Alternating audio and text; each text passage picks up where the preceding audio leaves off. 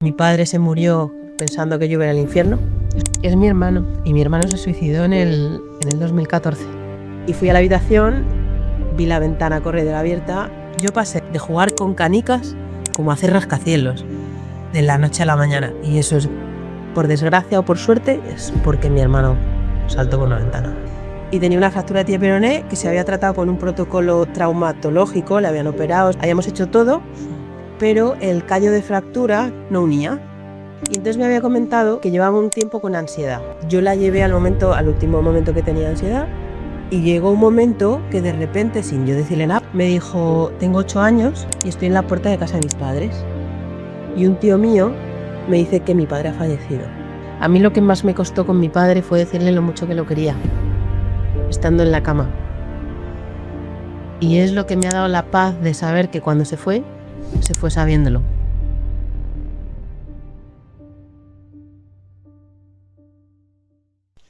Mary, ¿qué relación tiene el cuerpo con las emociones? Yo te diría que qué relación tienen las emociones con el cuerpo. Porque pasa antes la emoción que el cuerpo. Es decir, cuando el cuerpo ya dice algo, es porque la emoción ya está instaurada de que somos pequeñitos. Entonces, cuando tú sientes una tristeza, tu cuerpo tiene una serie de reacciones que activan bioquímica pura, porque no me voy a meter en eso. Entonces, el sistema se activa para provocar que tú respondas a esa tristeza, o si es un miedo, que tú respondas a ese miedo. Y entonces, si ese estímulo no disminuye, el cuerpo se queda activado. Y entonces, al final, eso influye en la fascia, porque esta bioquímica de la que hablo, voy a solamente decir una cosa, que es que libera citoquinas, que es una sustancia que lo que hace es inflamar. Entonces, la fascia se inflama, y si el estímulo no cesa, esa fascia al final acaba como colapsada, y eso al final hace que la limitación provoque que deje de moverse. Bueno, antes de continuar, la fascia, no sé si sabéis lo que es.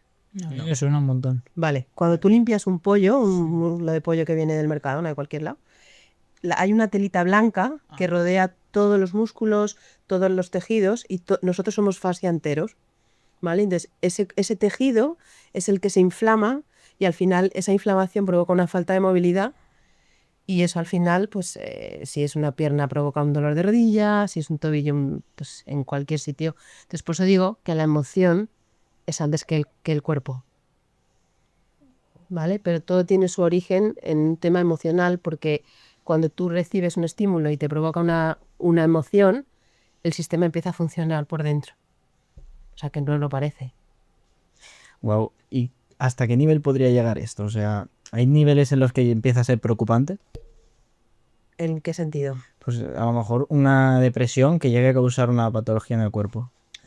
He visto las dos partes, ¿no?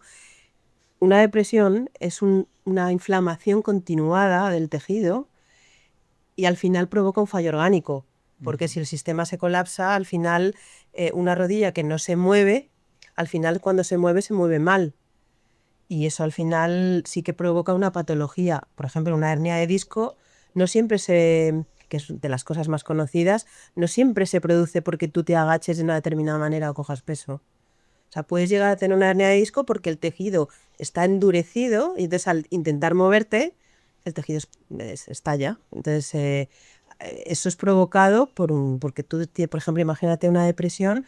Una persona deprimida no está así, está normalmente cerrada, tiene una flexión de la columna, y al final provoca que cuando va a hacer una extensión o cuando va a hacer una flexión más amplia, provoque una patología. Wow. ¿Y realmente tu terapia en qué consiste? A ver, después de llevar 20 años tratando el cuerpo, ¿vale? Porque yo veía solamente patología muscular, articular, fracturas, he trabajado en una mutua y, claro, casi todo lo que venía era de ese tipo. Me di cuenta que muchos pacientes mejoraban, pero otros no. Y decía, no lo puedo entender, si les hago lo mismo, entonces algo cambia. Y entonces, a raíz de una historia personal, me di cuenta del peso que tenían las emociones en cada persona. Entonces, lo que yo hago es buscar el sentido emocional del síntoma que la persona tiene, para poder así que el síntoma desaparezca. porque si tú no quitas el detonante que está provocando que el síntoma llegue a ser corporal, es muy complicado que el síntoma desaparezca. ¿Y qué tipo de técnicas se utilizan para poder atacar a la raíz? ¿Deben de acudir a un psicólogo o cómo A es? ver, a nivel corporal es fisioterapia de toda la vida, es más integrativa, es más del cuerpo entero, no es, por ejemplo, mover una rodilla solamente en la rodilla, es buscar un poco el origen corporal, físico de lo que está pasando. O sea, si hay un bloqueo en la rodilla, yo miro la pelvis, miro el tórax, porque todo está conectado, como hablamos antes de la fascia y de los tejidos, ¿vale? El cuerpo se mueve por cadenas musculares y esas cadenas musculares comprenden fascia también. Entonces, si tú no liberas esos movimientos, no vas a conseguir nada. Entonces, por un lado hacemos eso y por otro lado, a ver, si es un tema como una depresión, por ejemplo, yo lo suelo derivar, ¿vale? Lo que pasa es que pues, he hecho psicoterapia, he hecho coaching, he hecho intervención estratégica. Entonces, en el tema emocional, el acompañamiento del paciente es fundamental, porque si no le acompañas a nivel emocional, volvemos a lo mismo. Tú puedes liberar el cuerpo, pero si no liberas una tristeza que está mal gestionada, al final va a sentir lo mismo, se va a provocar el mismo estímulo y al final el cuerpo va a seguir teniendo el mismo síntoma, aunque tú corporalmente le hayas mejorado. Entonces, lo que hago es, con técnicas de psicoterapia, de coaching y de intervención estratégica, trabajar esa gestión emocional para que eso no ocurra. ¿Te acuerdas del primer paciente en el que empleaste estas técnicas? Sí. ¿Y cómo fue? ¿Por qué lo hiciste? Pues era una paciente que tenía una fractura de tibia y peroné, y es la que me hizo darme cuenta de que mi trabajo tenía muchísimo sentido. Y gracias a ella empecé a hacer un clic para poderme ir de donde estaba. Y dije, esto no puede ser casualidad. Era una señora pastelera de unos 50 años y tenía una fractura de tibia y peroné que se había tratado con un protocolo traumatológico, le habían operado, se le habían puesto sus placas, sus tornillos, habíamos hecho todo, pero el callo de fractura, que es el donde está la fractura, no unía. Y eso es muy raro cuando tú tienes una placa y unos tornillos y has hecho pues el reposo sin apoyar el pie, has hecho luego el apoyo progresivo, etc. Y entonces de repente, por aquel entonces yo ya estaba estudiando bioneuroemoción, que antes no lo he contado, y yo le dije, oye, mira, Belén, estoy haciendo esto. Bueno, he dicho Belén, no se llama Belén, pero le he puesto el nombre ficticio porque como lo he dicho en algunos sitios, pues bueno, no se puede decir los nombres de los pacientes, ¿no? Le dije, oye, Belén, estoy estudiando esto, estoy haciendo unas prácticas y porque hablando con ella, todo fue casualidad. Ella venía a las 8 de la mañana, era de las primeras pacientes y ese día estábamos solas. Y entonces me había comentado que llevaba un tiempo con ansiedad. Y a mí me hizo un clic en la cabeza y dije, ¿ansiedad ahora? ¿Qué pinta aquí en todo esto? No entendía. Y entonces le dije que estaba haciendo esas prácticas, le dije, oye, mira, si quieres, podemos probar una técnica que era una tontería, era un anclaje en el momento que causa, o sea, que ella siente esa ansiedad, llevarla a ese momento y mediante esa emoción llevarla al momento en que se originó esa emoción. ¿Vale? Eso se puede hacer a través del inconsciente, pero el origen es que cuando tú generas una emoción, de los 0 a los 8 años más o menos, que es cuando se instauran, mediante el reconocimiento físico en lo que es el tórax, tú puedes ir al inicio de esa emoción, ¿vale? Porque para tú sentirla con 50 años, has tenido que sentirla antes, la has creado en tu cuerpo. Entonces yo la llevé al último momento que tenía ansiedad. Ella me dijo que era cuando llevaba a las hijas al colegio y las dejaba, que la última crisis de ansiedad que tuvo fue al salir, que de repente se quedó en blanco, que no podía hablar, que se tuvo que sentar en la acera, que le empezaron a atender y ella no podía contar nada. Y entonces la llevé ahí, cerró los ojos, es una técnica muy sencilla. Le dije que buscara en su cuerpo donde sentía la ansiedad, la sentía un poco en el pecho. Entonces, mediante esa búsqueda, yo le dije que fuera de la edad que tenía, hacia los 20 años, hacia los 15 años, hacia los 10 años. Y llegó un momento que de repente, sin yo decirle nada, porque yo no conocía tanto de ella, me dijo, tengo 8 años y estoy en la puerta de casa de mis padres. Y un tío mío me dice que mi padre ha fallecido. Y claro, y volvió a sentir muchísima ansiedad en ese momento. reduje el momento porque cuando la emoción es muy intensa, si el paciente no lo puede sostener, puede desequilibrarse un poco, entonces le dije, ¿mantienes esto? Sí, sí, sí, no tengo problema y tal. Es un poco como lo que hablábamos antes de la hipnosis, ¿no? Ella es consciente totalmente de lo que está haciendo. Y entonces mantuvimos esa ansiedad, estaba bien, o sea, podía sostenerlo perfectamente. Y después de eso se dio cuenta de la relación que tenía con cuando tenía ahora crisis de ansiedad. Era, pues, por ejemplo, cuando se separaba de sus hijas en el verano que se iban a un campamento, cuando las dejaba en el coche, en el cole muchos días. Y entonces identificamos que cuando ella creó esa ansiedad, ese miedo, porque al final es miedo, le pasaba lo mismo y el estímulo se volvía a despertar cuando se separaba de sus hijas, porque pensaba que a sus hijas le podía pasar lo mismo que a ella, es decir, que a ella le pasara algo y que a sus hijas le tuvieran que dar la misma noticia. Vale, pues después de esto, que ella se quedó súper tranquila, le hicieron un TAC a las 6 semanas y el callo empezó a hacer. O sea, la fractura empezó a unir. Y yo dije, esto no puede ser casualidad. Claro, yo decía, ¿y cómo demuestro yo esto? Porque si yo le digo a los médicos que trabajan conmigo que le he hecho esto de la ansiedad, me van a decir, esta tía está loca, esto aquí no se puede hacer. Pero yo me quedé con la copla. Yo dije, esto tiene que tener algún sentido. Y empecé a meterme más en el tema de las emociones. Y entonces, bueno, pues siguió mejorando hasta el punto que le dieron el alta y pues, transcurrieron 2 meses y medio y me dijo que no había vuelto a tener una crisis de ansiedad. Y yo dije, esto es magia, esto es magia prácticamente, esto es brutal, pero sobre todo porque ella se sentía mucho mejor y ese dolor que tenía no lo tenía. Entonces dije, yo quiero ir tirar por aquí. Entonces empecé a tratar todos los pacientes hasta que me fui de allí de la misma manera. O sea, indagando, a ver por dónde podía tirar. Y claro, me di cuenta que los pacientes mejoran mucho más y aparte están mucho mejor. Porque claro, no nos enseñan a gestionar las emociones. O sea, vosotros sois muy jóvenes y a día de hoy, gracias a Dios, hay mucha información acerca de esto, pero cuando yo tenía vuestra edad, aguántate y tira para adelante. Y aquí da igual que llores, los chicos no lloran, si lloras eres débil y cosas de estas, ¿no? Entonces, esa fue la paciente que me hizo abrir la mente y decir, yo quiero tirar por aquí. Porque también estaba harta de hacer siempre lo mismo. Lo que no funcionara, claro, porque si me funcionara, si fuera 100%, dices, fenomenal, pero como no era 100% y siempre buscaba el poder ayudar más, el poder ir más allá del cuerpo y demás, pues me encontré con esto y fue la clave para salir de ahí. Claro. Y esto realmente, la técnica que se utiliza es como una especie de hipnosis, ¿no? Es algo así. Yo no conozco la hipnosis, o sea, me han tratado con hipnosis, pero yo no practico la hipnosis porque yo no sé hacerla. O sea, yo sí puedo meditar, pero yo no lo hago con los pacientes. Simplemente es que a nivel físico tú sientes una emoción, o sea, cuando tú estás nervioso, o lo notas aquí, o lo notas aquí. Entonces, mediante esa sensación física, tú puedes llegar a la raíz de una emoción.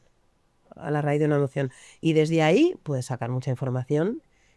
Pero no, o sea, el paciente ni está hipnotizado Ya. ni nada de nada. Simplemente es mediante una sensación física, el inconsciente que guarda absolutamente todo, reacciona y te lleva a un momento en el que tú sientes lo mismo. Y es el inicio de esa emoción. Ujú. Y para una persona que está escuchando esto y tiene una emoción de ansiedad y quiere saber de dónde viene realmente, ¿qué es lo que tiene que hacer? O sea, ¿se sienta en una habitación o cómo llega hasta ese recuerdo que ha causado la emoción?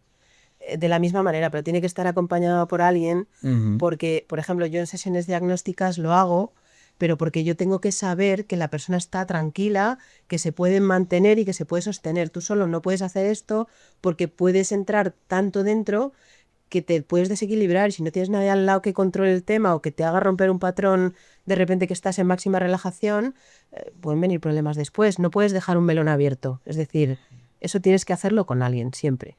Vale, o sea, siempre por si se va de madre que hay alguien que te pare. Sí, yo no digo que sea yo, pero hay mucha gente preparada para hacer esto, hay muchos psicólogos, hay muchos coaches, pero que siempre se tiene que hacer con alguien, porque, a ver, tú puedes hacerlo y si ves que la emoción se está pasando, cortarlo. O sea, tú puedes, cuando la emoción es muy intensa, hay maneras de cortarla. O sea, de repente, imagínate que tú estás sintiendo mucha tristeza y cortas el patrón sensitivo y se desaparece. O sea, no desaparece la tristeza, Pero no va más. pero exactamente, pero no llega a ser tan intensa. Eso es, yo qué sé, de repente tú sientes mucha tristeza, te pones a aplaudir y se corta el patrón, porque es otro estímulo. O te pones a una canción o lo que sea, una canción evidentemente que sea un poco de fiesta, no de tristeza, porque si no pues que te metas más, ¿no? Pero sí. Ujú. ¿Y recuerdas alguna paciente en especial que te marcara de por vida? Esta es la que me marcó. Esta es. Pero hasta que esta llegó, Ujú. yo muchas veces trataba, claro, como trataba traumatología casi todo, yo lo que me daba cuenta es que yo pensaba que tenía un poder especial, porque yo tocaba a los pacientes, por ejemplo, trabajaba muchas cervicales o muchas lumbares, y cuando ponía la mano aquí, se ponían a llorar. Y digo, pero si no he hecho nada. Yo decía, ¿esto por qué? Entonces, claro, hasta que todo esto lo entendí después. Pero porque esta zona es muy sensible al tema emocional. Mucha gente es como que se asfixia, la rabia muchas veces está aquí, el miedo está aquí, y es como que te paras, te falta el aire, ¿no? Pues yo decía, esto no lo entiendo. Digo, yo pongo la mano y yo, a ver, mis manos son normales. Quiero decir, yo he estudiado, he hecho muchas técnicas y he tratado a muchos pacientes, pero mis manos no pueden tener nada de especial, solo están calentitas, nada más. Claro, yo decía, no lo entiendo. Claro, luego te das cuenta de que cuando tú tratas a nivel facial, la fascia empieza a buscar la movilidad y eso libera emocionalmente al paciente. Y de hecho hay una terapia que es la liberación somatoemocional, que es simplemente tratando la fascia y el paciente empieza a hacer cosas raras. No es que empiece a hacer cosas raras, es que la fascia empieza a buscar la falta de movilidad que tiene. Y de repente un paciente se te pone a llorar sin consuelo, o se pone a gritar, o el día siguiente no para de reír, porque libera emocionalmente. O sea, la fascia retiene las emociones. Todo. Lo chupa todo. Sí, porque la fascia es bioquímica pura. Entonces, cuando tú, es lo que hablaba antes, ¿no? Sí. Cuando tú tienes un estímulo emocional, la fascia es la primera que recoge todo. Bueno, primero es a nivel cerebral, el cerebro provoca una cascada de bioquímica que llega a la fascia, es lo primero que llega. Wow. Wow. Es increíble cómo el cuerpo y la mente es pueden una llegar a estar tan conectados. Es una pasada, es una pasada. Pues Mary, vamos a sacar el primer recuerdo que tenemos dentro de este cofre. Vale. Y quiero que me digas qué te recuerda este día. Pues esto yo creo que es donde trabajaba yo antes. Y bueno, yo trataba de pasármelo muy bien siempre, como aquí sale, porque estaba siempre haciendo el tonto. Pero bueno, a mí me ha enseñado mucho el sitio donde he estado. Es verdad que al final me fui porque no podía crecer, tanto ni a nivel profesional, ni a nivel económico, ni de ninguna de las maneras. Aparte yo tenía que fichar a las 8 y bueno, esto fue al final, porque yo he tenido unos horarios de 10 a 7 con una hora para comer.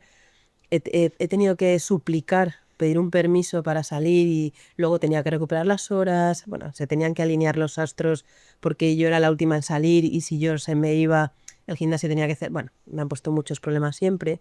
Entonces, claro, no tenía ninguna libertad aquí de horarios ni nada. Pero aún así, trataba siempre de divertirme haciendo lo que hacía. Es importante la actitud. Es muy importante. Y me ha dado mucho. O sea, una cosa es que yo me haya ido, pero gracias al sitio donde yo estaba he tocado pacientes, he hecho técnicas, he aprendido muchísimo de ellos y con ellos. Increíble. Voy a sacar el siguiente recuerdo. Madre mía, ni me acordaba de esta foto. ¿Qué me dices de este día? Eso fue mi 40 cumpleaños. Eso fue mi 40 cumpleaños. Pues la verdad es que lo recuerdo con mucha alegría. Mi cumpleaños es el 3 de marzo y el 8 de febrero de este año murió una de mis tías, la mayor, y yo estaba un poco revuelta.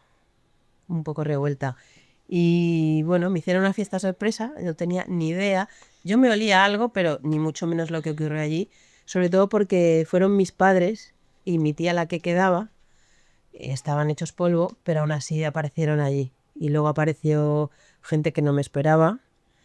Fueron todos mis amigos, la gente del trabajo, mis amigos personales, familia, otros amigos. Entonces, para mí fue súper especial. O sea, o sea, no, fue un día fantástico. Me acuerdo que llovía en Madrid, que uno de los chicos con los que fueron perdió la cartera, no sabía dónde estaba, bueno, un desastre. Pero fue súper bonita. Esta fiesta fue súper bonita. ¿Qué te llevas de ese cumpleaños? Me llevo muchas cosas. Me llevo que a veces es importante vivir ciertos momentos aunque no tengas ganas. Que al final lo que te hace feliz es estar rodeado de la gente que te quiere. Que siempre hay gente de distinto tipo de pues estatus, de diferentes sitios que si se unen por un mismo motivo al final somos todos iguales. Y bueno, pues que la familia es súper importante y que en momentos como este también están, a pesar de estar pasándolo fatal. Increíble. Voy a sacar la siguiente. Madre mía. Tenemos repertorio. Sí, sí. Aún quedan. ¿Qué me dices de esto? Pues esto fue hace 2 años. Me dijeron, bueno, yo soy una persona que nací con miopía congénita y entonces tengo 14 dioptrías y 16. Si no fuera por las operaciones que llevo 6 o 7, ya ni me acuerdo, yo no vería 3 en un burro. De hecho, me hicieron esta cirugía porque tenía un agujero macular en este ojo. Esto fue hace 2 años. Fue la primera vez que tuve que estar 7 días boca abajo, pero boca abajo literal. Estos eran mis días. Y me quedaba dormida de la desesperación. También tenía que dormir boca abajo y cuando llevaba 3 o 4 horas en la misma posición me tenía que sentar en la cama y había días que me sentaba llorando porque no podía más. Y resulta que hace 3 semanas fui a una revisión porque el año pasado me operaron de este y me tienen que volver a operar de este. Pero ya sé lo que es. Podía tomármelo de 2 maneras. Deprimirme, ponerme triste y demás, o decir, bueno, pues es que hay que hacerlo porque si no, no voy a ver y los ojos son fundamentales, con lo cual, bueno, creo que con respecto a hace 2 años, pues soy bastante más madura que entonces y gestiono mis emociones bastante mejor que hace 2 años. Bueno, al final es Así una cosa que no es fácil, pero por tu bien, es que es una cosa que hay que hacer. punto. Y ya está, es que no hay que darle más vueltas, porque si empiezas a rumiar y fíjate, y si esto tal, no, porque no depende, o sea, si dependiera de mí diría, es que has hecho esto mal, es que para aprender, pero realmente me dijo la doctora que es muy frecuente en miopes de alta miopía que ocurra esto, porque el ojo tiene mucha tensión, pues pasa un poco lo mismo que con la fascia, pero aquí no se puede controlar la tensión de los tejidos. Gente que somos muy miopes, el globo ocular no es esférico, es alargado y entonces esas tensiones, hay tensiones en lo que es el ojo, en las fascias, en los músculos y esas tensiones son por la propia anatomía del ojo. No porque yo esté triste y el ojo se me da bomba, no, ahí no se puede.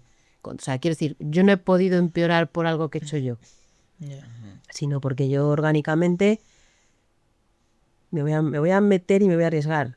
Seguramente de chiquitita o vi cosas que no quería ver o no quise ver cosas que debía ver. Y por eso tengo tanto problema en los ojos. Y esas operaciones que 7 días de recuperación o... A ver, es que la mácula es un tejido que para que te tienen que meter un gas. Entonces, claro, si tú no te pones boca abajo, el gas está presionando y es lo que hace que cierre. Por eso tienes que estar boca abajo. Porque si estás normal, el gas baja y entonces el ojo no cierra. Porque claro, tu ojo está, digamos, la visión es horizontal. Es hacia adelante, no es hacia abajo. Entonces, claro, tiene que presionar el gas para que ese tejido cierre. Entonces, por eso tienes que estar boca abajo en todos los momentos. O sea, yo me quedaba dormida, apoyada en el sofá, con los brazos y arrodillada. Y me quedaba dormida. Era desesperante. Se ha pasado duro la recuperación. Sí, porque no puedes hacer nada. Yo solo podía escuchar clases, audiolibros y además mi pareja me lo ponía complicado porque no se daba cuenta, pero esta vez me pondría un casco, porque me dejaba todos los armarios abiertos. Como yo iba agachada, no los veía y me Ah, daba o la sea, tú cabeza. también ibas andando Sí, así como, en la- como los toros. Claro, tienes que mirar boca abajo, real. Guau. O sea, pero tal cual, ¿eh? O sea, Todo el rato. todo el rato. Pero ¿y si te descuidas? En un momento no Te pasa puedes nada. descuidar. No te puedes descuidar, No o te sea. puedes descuidar. O sea, a ver, A ver, en el momento que vas a la doctora, ella te lo pone así para ver cómo está, pero es 3 segundos. O sea, lo que tardas en ponerte aquí, que te mire el ojo y vuelves y además es que ella coge y te da la cabeza así para que baje el ojo. Sí, sí. Joder. Wow. Es increíble la recuperación que tiene eso. Es bastante jodido. Es muy fastidiado. Es muy fastidiado, sobre todo la primera vez, porque claro, la primera vez te enfrentas a algo que no conoces, que te dicen, 7 días boca abajo, y te dices, 7 días boca abajo, voy a estar haciendo el vago". durmiendo. No, es desesperante. Para mí por lo menos fue desesperante. Y son 7 días. Hay gente que tiene desprendimientos de retina que tiene que estar más tiempo. Porque es gente mayor que tarda más en cicatrizar, etcétera, etcétera, y que tienen que estar más tiempo. O sea que yo, dentro de lo que cabe, no me puedo quejar. Bastante bien. Y esa era la silla donde estaba todos los días. O sea, de la cama o me ponía de rodillas en el sofá, que estaba ya hasta las narices, porque esto es una silla ergonómica para que no te duele la espalda, claro, porque al final no puedes estar así, tienes que estar un poco adecuado. Y esto nada, esto lo alquilas por 15 días, te lo llevan a casa, te tumbas y Te pasa el día. Todo el día la pasar el día. Y aquí hice un poco de trampas porque si os dais cuenta hay un espejo Mm. con el que puedes ver la tele. Ah, Para eso es el espejo. Pero en una de las revisiones me dijo la doctora, porque claro, cuando tú miras al espejo con el ojo que no está tapado, que no puedes, convergen para hacer la mirada, los dos ojos. Entonces, claro, el movimiento se puede modificar y me dijo que se acabó la tele. claro, porque tú en verdad vas moviendo los ojos en la tele. Exactamente, cuando tú ves algo, tú mueves los dos ojos a la vez, que eso es la convergencia ocular. Entonces, al final eso puede provocar que haya un problema en el ojo derecho, que era el que estaba operado. Claro. Y entonces en la primera revisión me dijo que me peinara, que siguiera durmiendo y Y, o sea, tú Ya. te quedas como con un punto fijo, ¿no? Un poco. ni siquiera, pero no fijar la vista. O sea, yo, por ejemplo, no podía leer, no podía hacer nada, porque si fijas la vista es cuando los ojos hacen su papel. Vale. Tienes que estar en reposo. Sí, absoluto. No puedes coger peso, no puedes hacer absolutamente nada. Pues claro, si haces cualquier cosa puede aumentar la presión del ojo y no funciona la cicatrización. Madre mía. Ujú. Pues vamos a pasar al siguiente recuerdo, Vaya tela, ¿eh? que tenemos unos cuantos. Sí, sí. ¿Qué me dices de esta persona? Pues esta persona es la más especial de mi vida. Es mi pareja desde la conocí el 14 de enero del 2008. Fue paciente mía. Tuvo un accidente de coche y entró por la puerta. Y en ese momento yo no sabía muy bien lo que quería, no sabía si me gustaban las chicas, los chicos. En mi familia ha sido siempre muy tradicional, muy católica, apostólica, románica. Pues imaginaos lo complicado que ha sido para mí darme cuenta de que yo era homosexual. Entonces yo era mi amiga. Yo hablaba por las noches con el Messenger, que vosotros ni lo habéis conocido, como el WhatsApp, pero en Windows, bueno, una historia. Y era mi amiga. Cuando yo la conocí, ese año se casaba con un chico. Ella no sabía ni que le gustaban las chicas o que era bisexual, no lo sé, yo creo que todavía no lo sabe. y, y era mi amiga. Era mi amiga ese año, fue mi amiga, no pasó absolutamente nada, pero cada vez hablábamos más, cada vez quedamos un par de veces. Y el día que se casaba, que fue bueno, no me acuerdo, yo tenía al día siguiente, era un sábado, y yo tenía al día siguiente un examen de osteopatía, ¿vale? Sí. Estaba estudiando osteopatía con él entonces, y yo no sé por qué a mí me dio por llorar, y no sabía por qué. Digo, oye, pues si se casa mi amiga, yo tengo que estar contenta, ¿no? No sabía por qué. Total, pasa al ver, ella se casa, se va de noche de viaje de novio, no sé qué, no sé cuánto, y cuando vuelve, yo me había ido a Ámsterdam con una amiga, quedamos para tomar un café y yo le dejo la cámara, porque entonces era con cámara, ahí no había móviles ni historias, o el móvil de había, pero que no era de hacer fotos ni nada. Y le dejé la cámara y me rozó la mano y yo me tuve que ir al baño. Porque dije, esto no es normal. O sea, lo que yo he sentido habiéndome hecho esto, yo sentí una cosa muy rara por el cuerpo. Yo dije, esto no es normal, esto no... O sea, yo qué sé, a mí me toca la gente y no... O me toca al paciente cuando yo le toco y a mí no me pasa esto. Años más tarde me reconoció que eso lo hizo aposta, para ver qué sentía ella. Pero años más tarde, cuando os digo años más tarde, puede ser 10 años más tarde, ¿eh? Jo. Sí, sí. Y digo, ¿en serio? Claro, me lo contó. Le digo, pues tú no sabes lo que me pasó a mí. Yo me fui al baño y dije, esto no es normal, no sé qué. Yo me fui luego a casa de mis padres, que todavía vivía con mis padres. Y yo decía, a mí me ha tocado esta chica, yo no sé qué pasa, no sé qué tal. Y yo había tenido una novia antes, pero como que solo me gustaba ella. Y a mí, y de hecho yo cuando hablaba con Alejandra le decía, no, pues este paciente me mola, no sé qué. Mentira, cochina, pasa que es una historia que te metes en la cabeza porque lo que tiene que ser es que a mí me gustan los chicos. ¿Vale? Es lo que en casa, pues, de hecho, cuando yo le comenté a mis padres que era lesbiana, se pusieron a llorar los dos.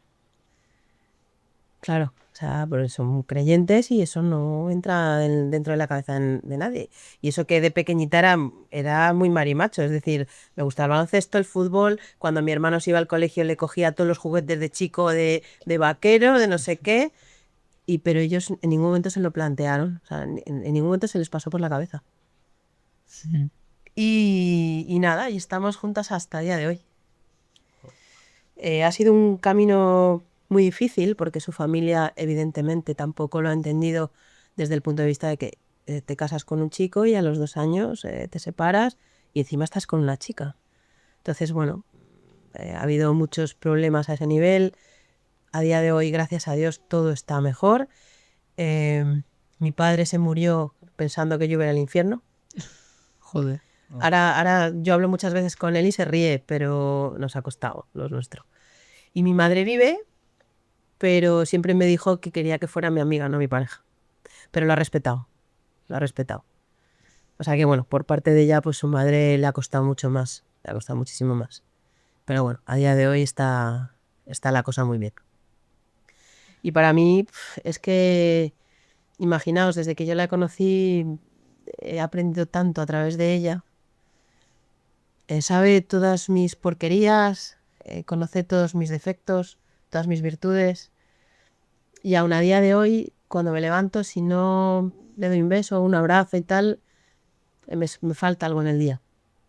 Entonces para mí es súper importante. De hecho, ayer estaba en una clase, estaba preguntando yo, entonces ella se iba al gimnasio y fue como que quise hacerlo más rápido para darle un beso porque yo me levantaba antes y claro, ella no me daba tiempo a despedirme.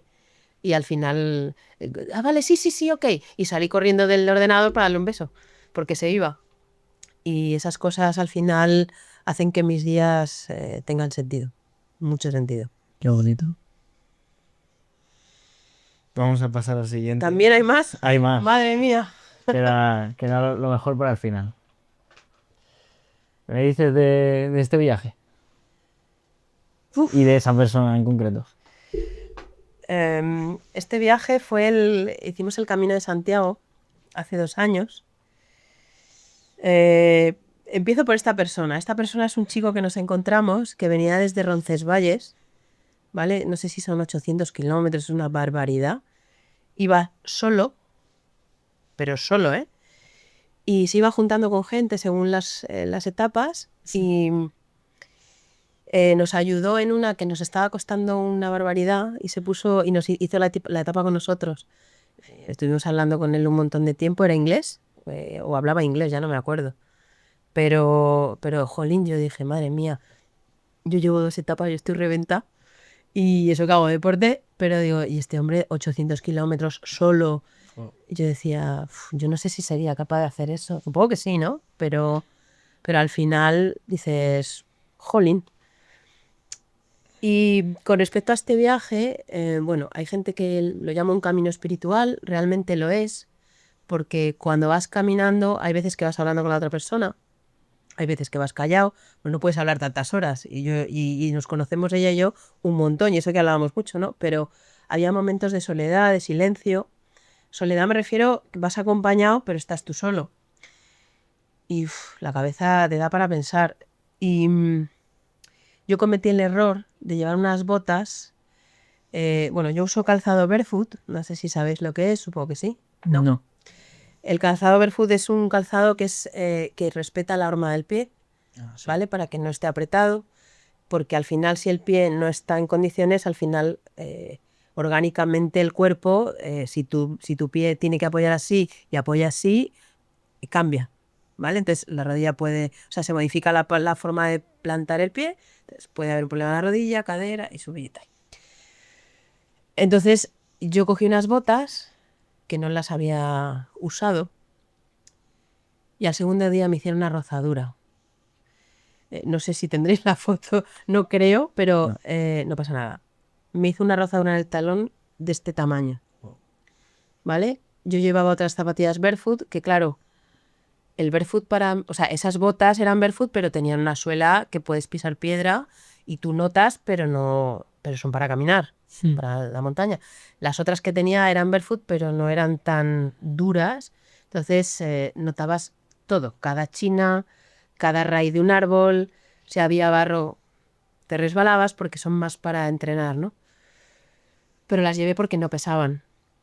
Total, que en la tercera etapa creo que fue, ya no recuerdo ni en qué... o sea, visualmente me acuerdo perfectamente del pueblo, pero no os puedo decir el nombre porque no me acuerdo. Yo llegué llorando. Después era el tercer pueblo, sí, era la segunda etapa. Bueno, pues cuando llegamos estuvimos viendo distintos sitios de zapatos hasta que encontré unas sandalias que no eran barefoot, unas sandalias tipo surferas que se cogían en el talón y la parte de adelante. Y esa noche yo dije, voy a probar, pero si no me tengo que ir, yo no puedo caminar con esta herida. Llamé a una enfermera amiga mía, digo, oye, me ha pasado esto, ¿cómo puedo? Le enseñé fotos de la herida y dice, pero tía, es que con eso no puedes caminar, que es imposible, porque además usé Compit de este de ampollas y se me pegó. Y cuando fui a cambiarlo, porque se me movía y entonces me hacía polvo. Entonces, claro, fue horroroso. Corté todo y me fui a la farmacia, compré gasas, Betatul, no sé qué, bueno, una cantidad de botiquín en mi vida. Y llevaba botiquín, pero no me servía de nada, claro, para estas cosas. Total, me puse un montón de gasas y como la cinta me llegaba un poquito más arriba de la herida, dije, voy a probar, pero le dije a Ale, digo, si no funciona, me tengo que volver. Continúa tú, yo me voy a Santiago en un taxi o donde sea y nos vemos allí. Pues lo acabé. Con las sandalias, como una típica inglesa con calcetines. Pero claro, a veces llovía y tal, y me llevé unos calcetines de lana por debajo de la sandalia, vamos, como una guiri total, que bueno, notaba sobre todo en las cuestas, que claro, la sandalia no te recoge el pie, pero bueno, no me dolía absolutamente nada y dije, yo soy feliz. Y después de la tercera etapa, a Ale le pasó lo mismo, pero en la planta del pie. Entonces ella empezó a decir, bueno, ella a mí me dice que soy una flojeras, pero siempre tiene que estar tirando de mí. Y pues las últimas 2 etapas tiré yo de ella. Y sobre todo en la de Santiago, ella iba coja, pero coja, que íbamos con bastones, pero muy coja. Y yo le dije que si quería hasta que le llevara la mochila, lo que pasa es que es súper cabezota, entonces no quiso que le llevara la mochila, porque además, como yo soy muy de si por si acaso, porque soy así, no llevábamos 5 kilos, no. Yo mi mochila pesaba 12 kilos y la suya 10. Hay mucha gente que hace el camino, que le llevan la mochila hasta la siguiente etapa y claro, vas paseando sin nada. Tú llevas una mochilita para el plátano y el bocata y un chubasquero por si te llueve y ya está. No, nosotras teníamos que hacerlo con mochila, porque yo dije, el camino si no se hace con una mochila con peso, no es un camino. Si lo hago de nuevo, que lo quiero hacer, será con mochila. Ahora no llevaré 12 kilos, ya os lo digo. De los errores aprende. Sí, por supuesto. Increíble. Vamos a pasar a la siguiente. Tenemos Madre material. mía. Tenemos material.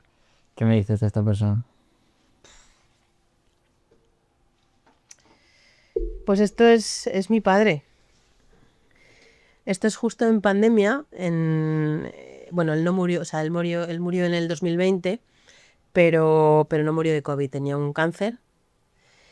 Y yo me alegré de que fuera la pandemia, ahora voy a explicar por qué. Porque a mi padre le diagnostican el cáncer, va a la oncóloga y empiezan a tratarle con quimioterapia en pastillas. Entonces, la quimio en pastillas no funciona, está como, no sé, 4 o 5 meses con las pastillas y no tiene metástasis ya y tal. Entonces le dice la oncóloga que si quiere quimioterapia en vena. Y yo no quería, pero, a ver, tenía que ser su elección, yo lo iba a respetar, pero sé lo que provoca una quimio, yo sé que mi padre no se iba a curar y que a lo mejor le podía disfrutar 6 meses más, pero claro, ¿en qué condiciones, no? Entonces le dieron 2 sesiones de quimio y llegó la pandemia y no le pudieron dar más. Y entonces en julio murió, el 4 de julio. Y como sé que esto va a llegar a un montón de gente, a mí lo que más me costó con mi padre fue decirle lo mucho que lo quería, estando en la cama. Y es lo que me ha dado la paz de saber que cuando se fue sabiéndolo. Y estaba despierto cuando se lo dije. Luego ya estuvo 4 días pues, con la morfina y toda la historia. Pero decir lo que sentís siempre a la gente que queréis, porque aunque parezca que no se enteran, aunque parezca que la gente no tiene emociones, la gente escucha y la gente oye. Y es fundamental que no te quedes con nada, porque no sabemos lo que va a pasar. Y nada, lo recuerdo con tanto cariño, me ha dado mucho. Es que es muy especial. Es muy especial. ¿Qué te llevas de él? Pues mira, mis padres han sido siempre muy rígidos, siempre han querido, pues esto del sacrificio, del dinero hay que ganarlo con el sudor de la frente y tal. Tengo frases de estas gloriosas que me han marcado creencias absurdas y han marcado mi vida en general para todo. Pero es verdad que siempre mi padre me decía, haz algo que te haga disfrutar. A pesar de ser recto, él era militar, pero es verdad que en casa los pantalones los llevaba mi madre, pero siempre me decía, siempre tenía una frase de ese tipo. Y me quedo con eso, ¿no? Que aparte de ser rígido para él mismo, pues me quedo con eso, que es muy importante. Lo que hagas, disfrútalo. Oh, tremendo mensaje. Sí. Porque al final si pasamos desapercibidos de todo. Ya no es eso, es que a veces nos toca hacer cosas que no nos gustan y es que las hacemos con una sensación de a ver si acabo esto, a ver si tal. Y pues, al revés, puedes sacar cosas de algo que crees que no, que sí les puedes sacar. Y si tratas de disfrutar con lo que haces, creo que las cosas se llevan mejor, siempre. Lo que hablábamos antes, la actitud Totalmente. es clave. Yo para mí la actitud es mucho más importante que la aptitud, porque tú puedes tener mucha aptitud, pero si no tienes actitud, la aptitud no te vale de nada. Yo en sesiones de diagnóstico, que es cuando más dentro veo el paciente, la gente que no tiene la actitud de cambiar, no cambia. Y de hecho yo les digo que yo no puedo ayudarles. Y la gente que tiene la actitud de querer cambiar cosas y de querer remover porquería, porque hay mucha gente que no quiere remover sus mierdas, mejora. Siempre la actitud es clave en todo. Porque tú puedes no tener aptitud, pero la consigues mediante estudios, lectura, escuchando, conociendo más gente.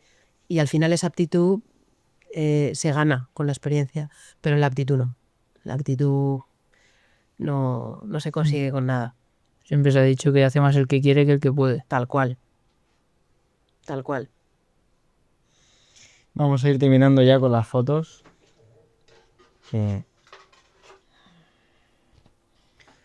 un par Madre mía. que quiero que me digas quién es y cómo te ha marcado. Es mi hermano.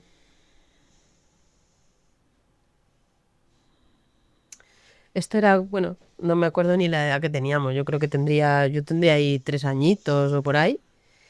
Y este es el día de su boda. Mi hermano no era mi hermano biológico, éramos adoptados los dos.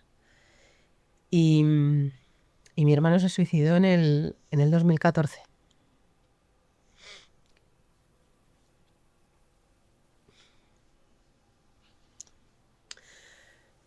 Supuestamente tenía esquizofrenia. Yo tengo mis dudas.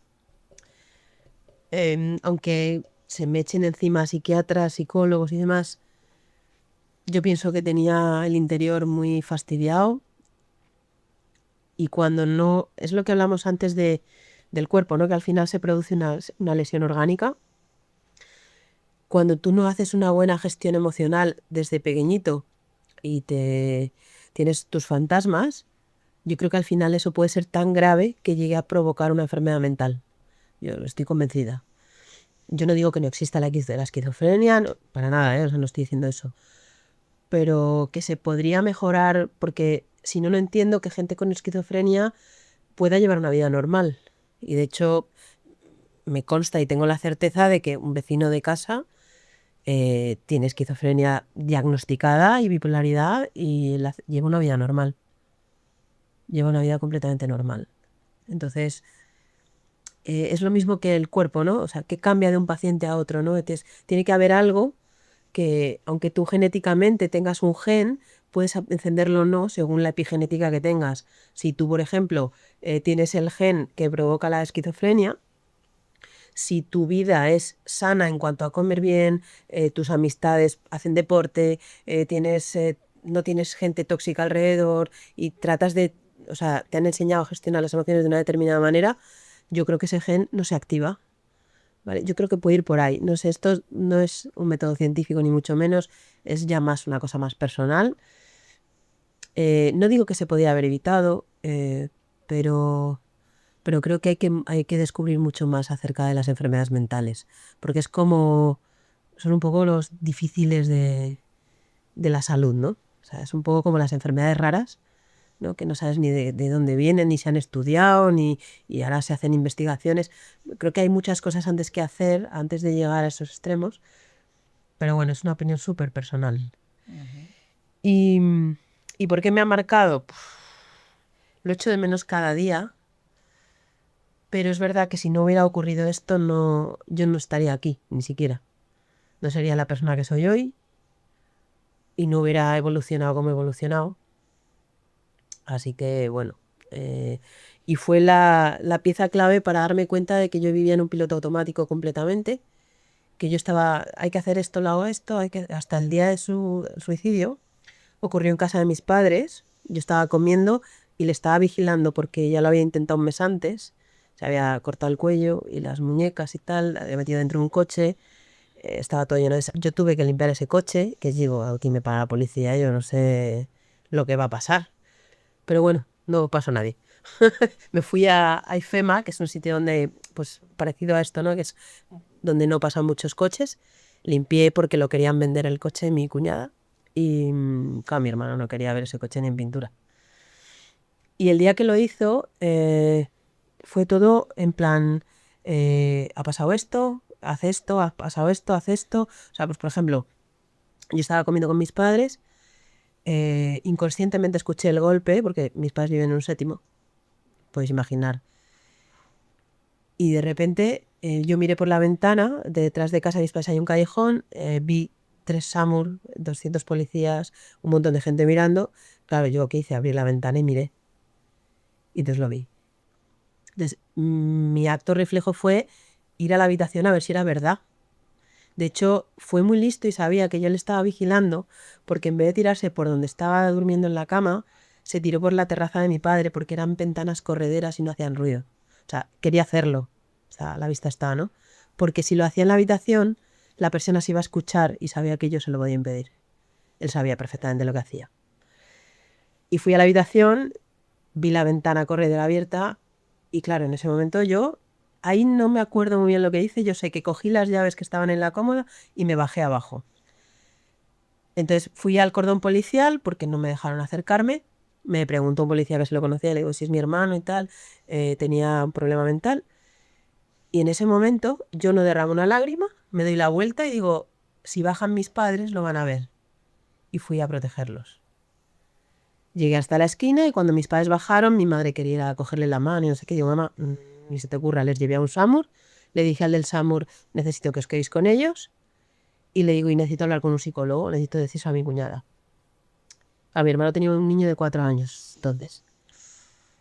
Y le dije, y yo hice lo que tenía que hacer. Fui al del SAMUR y digo, ¿dónde está tu cuñada? No sé qué, en mi casa, tal. Bueno, total, que luego me acompañaron, mis padres vinieron conmigo, no sé qué, fuimos a mi casa, empezaron a llegar familia y demás. Y yo engañé a mi cuñada porque me preguntó dónde estaba mi hermano y le dije, está aquí, está aquí. No, no era verdad, pero no tenía manera de que ella viniera. Entonces, ella entró en el salón de mi casa y estaba la gente del SAMUR esperando y dije, ocuparos de ella, yo no puedo sostenerla, no puedo sostenerla, soy su hermana y yo no puedo sostenerla. Y yo no sé, no me acuerdo dónde estaba, creo que estaba en la calle porque había venido una amiga o no sé qué. Y a partir de ahí, pues hice papeles, hice no sé qué, hice no sé cuántos. Claro, mis padres, como os he dicho antes, soy adoptada.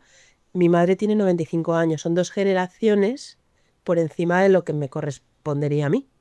Entonces, claro, yo he tenido que hacer todo desde que falta mi hermano. Luego al año siguiente mi madre tiene 2 hermanas que viven en Alicante, por eso tengo que venir aquí de vez en cuando. Nos las llevamos a Madrid porque una de ellas tuvieron que entrar los bomberos por la ventana de la cocina porque se puso mala y era la que cuidaba de la mayor. Bueno, un lío tremendo. Total, que al final vinieron a Madrid. Todo lo que es lo que tienen mi madre y mis tías, que tienen propiedades en Albacete, que es la finca que os he dicho y tal, me he tenido que encargar de todo, del piso de Alicante, de alquileres que tienen y tal. Yo pasé de jugar con canicas a como hacer rascacielos de la noche a la mañana. Y eso es, por desgracia o por suerte, es porque mi hermano saltó por una ventana. ¿Cómo influye todo esto en las decisiones que tomas hoy? Bueno, lo primero es priorizar. O sea, esto es importante, esto no es importante, está clarísimo. Y lo segundo, siempre tiene que estar en coherencia conmigo. Si no lo siento, no lo hago. Porque me di cuenta de que estaba siendo la hija que mi madre quería que fuera y mi padre. Y claro, yo de repente cuando empecé a hacer desarrollo personal dije, si es que no sé ni qué colores son mis preferidos. Digo, yo decía, ¿y qué me gusta? No, me gusta toda la música. Y decía, pero sí. Y no era capaz de decir que me gusta la música clásica, por ejemplo, que mi padre la escuchaba mucho, porque no es lo normal en mi edad. Pues la gente de mi edad escucha más pop, más cosas de estas, y cosas tan absurdas como esas. Y dije, esto no puede ser. Digo, si es que yo tengo que vivir mi vida y tengo que hacer mis propias expectativas y cumplir las mías, no las de otros, y cumplir mis sueños. Si no, al final estoy viviendo la vida que otro quiere. Y esta vida a la vista está son 2 días. ¿Crees que ese momento fue un punto de inflexión en el que empezaste y despertaste tu conciencia? Totalmente. Bueno, realmente el momento fue el duelo que tuve que pasar por lo de mi hermano, porque fue cuando tuve que darme cuenta de que mi cuerpo llega un momento que después de hacer todos los trámites, no sé qué, no sé cuántos, y brear con todo, claro, mi cuerpo paró y dijo, ahora te toca a ti descansar. Y yo no sabía cómo hacerlo. Y entonces fue cuando me dije, esto no puede ser, o sea, yo no puedo estar pendiente de todo lo que me rodea y no estar pendiente de mí. Entonces sí que fue un punto de inflexión. De los momentos duros se aprende. Mucho, muchísimo, muchísimo. Y no cambiaría nada, de lo que he hecho. No cambiaría nada. Bueno, a ver, hay cosas que sí cambiaría, evidentemente, pero que estén en mi mano, no cambiaría nada. Pues vamos a pasar a una dinámica que tenemos, que no sé si te has fijado que hay un reloj de arena por ahí atrás. Sí, Pues está temporizado con 1 minuto de tiempo y tenemos unas preguntas preparadas para que las puedas responder en ese minuto. perfecto.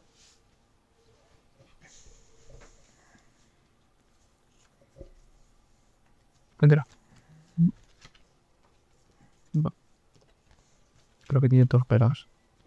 No, así. No.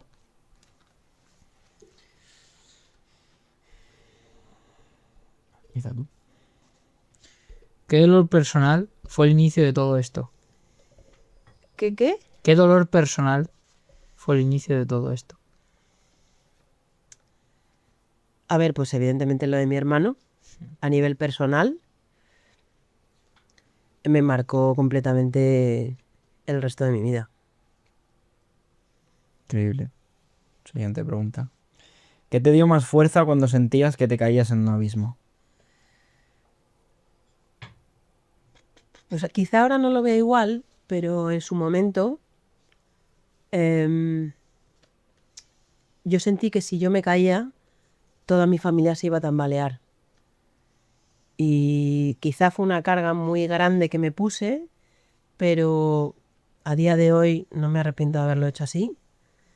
Em, Quizá hubiera cambiado ciertos estreses que tuve, porque lo pasé mal, pero he aprendido tanto y de tantas cosas, como por ejemplo a pedir ayuda cuando hace falta, que antes no era capaz. Con lo cual em, fue mi familia y por supuesto Alejandra, que estuvo en todo momento, en mis días buenos, en mis días malos, y cuando tuve que pasar el duelo de mi hermano, estuvo siempre respetando mis momentos, respetando mis tiempos y con una sonrisa.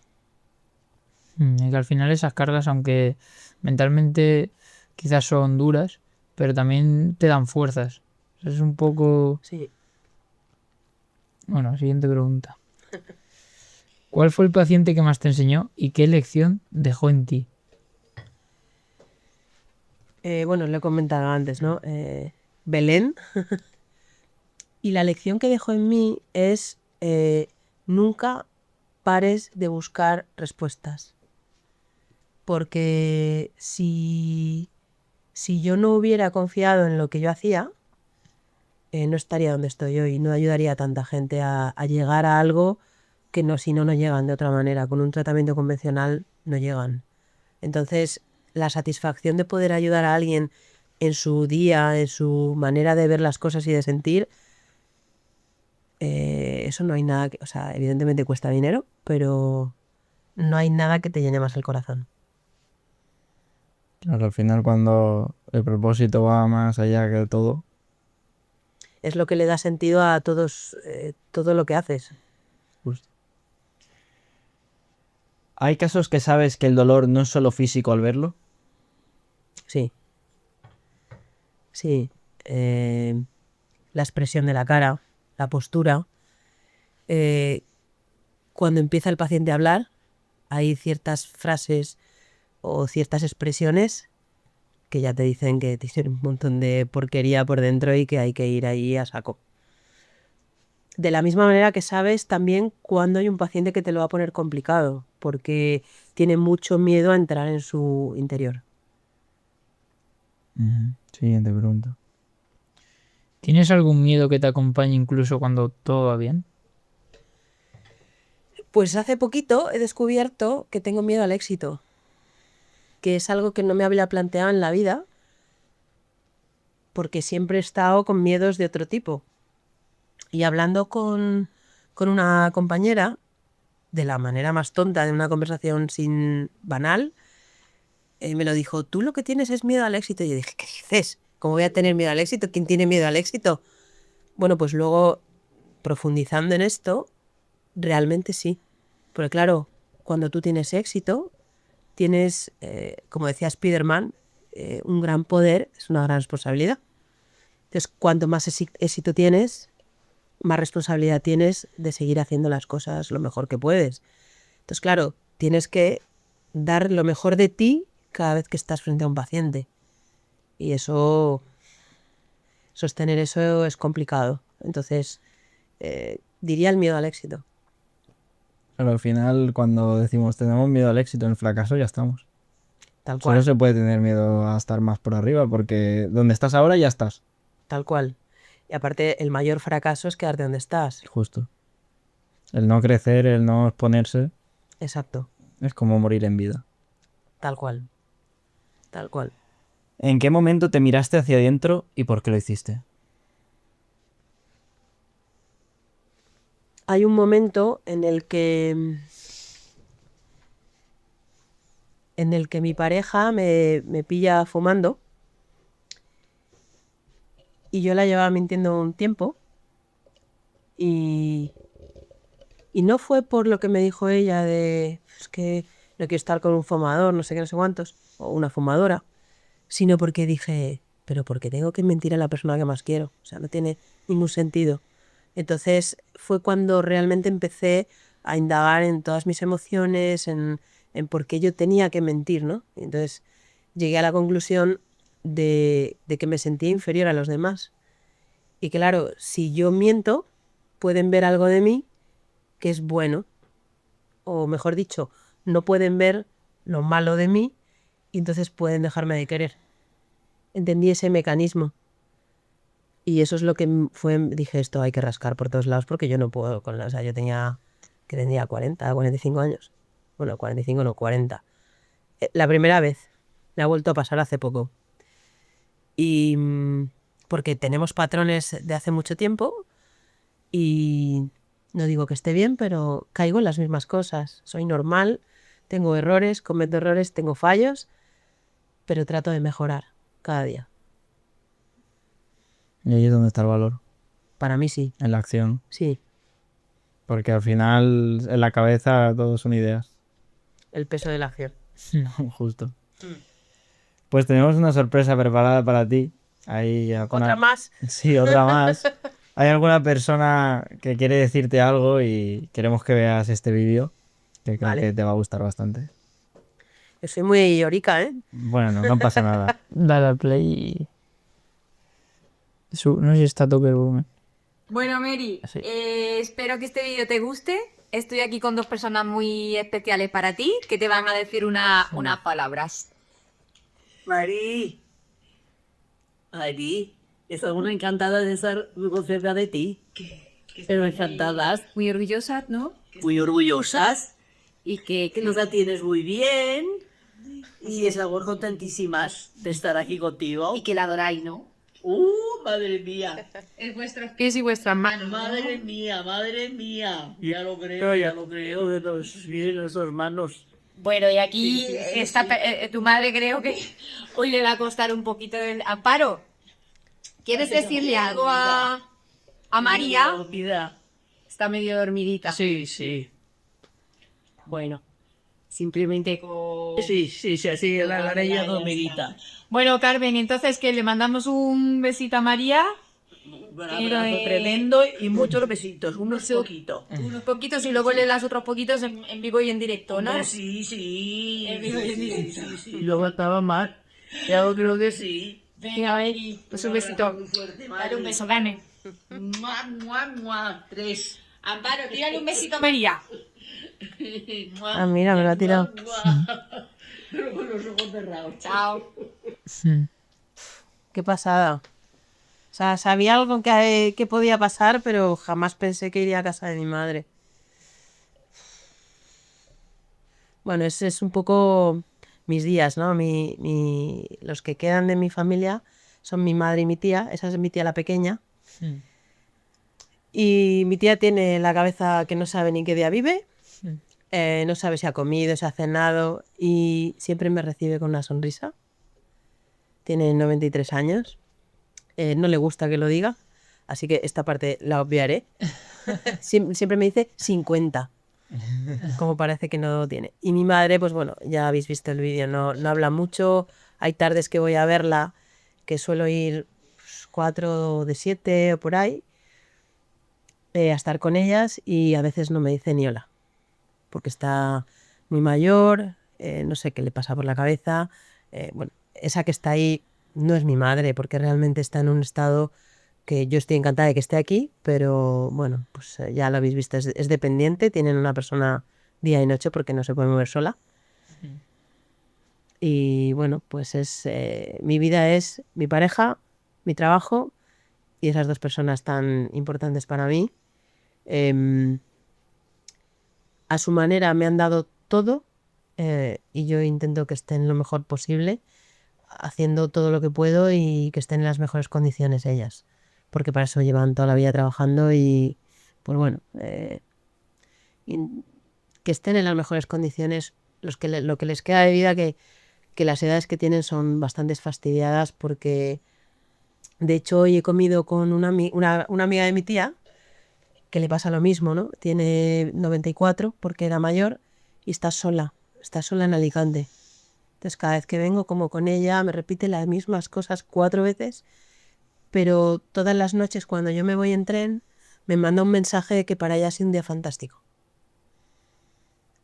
Y a veces nos olvida, por egoísmos y tal, que los demás también, para los demás somos importantes. Me habré equivocado mucho con ellas, lo han hecho lo mejor que han sabido y que han podido, entonces lo seguiré haciendo hasta que se vayan. Increíble. A mí me gustaría que para la persona que está viendo esto le digas qué es lo que más se tiene que llevar de esta... O sea, si tuvieras que resumir toda esta conversación en una frase, ¿cuál sería?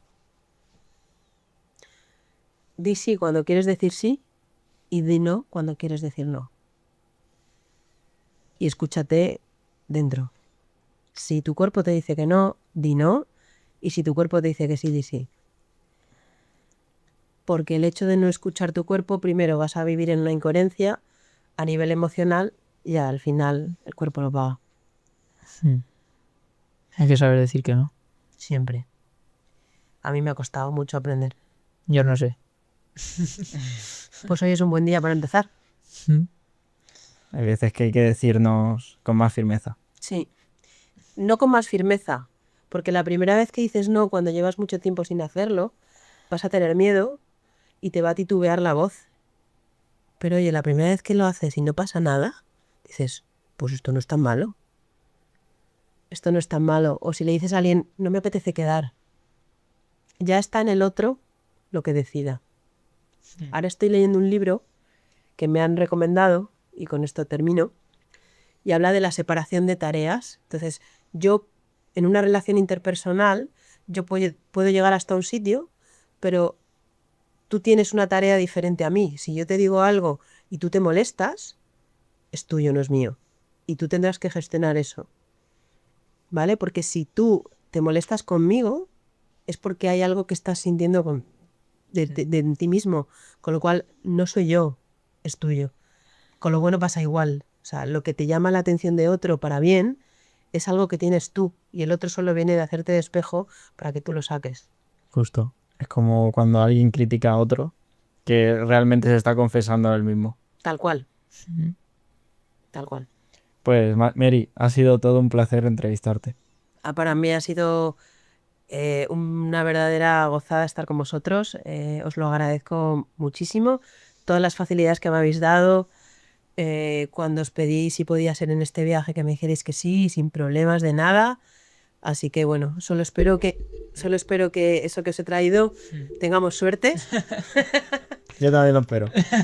Aquí está el número. Y oye, a ver, yo no creo en la suerte se construye, se trabaja, pero bueno, oye, si en plan de celebración de este día cae algo, pues bienvenido sea. Bueno, tú te has comprado otro. Hombre, si no claro, tocan sí, los dos. vais a ganar vosotros y yo, ¿no?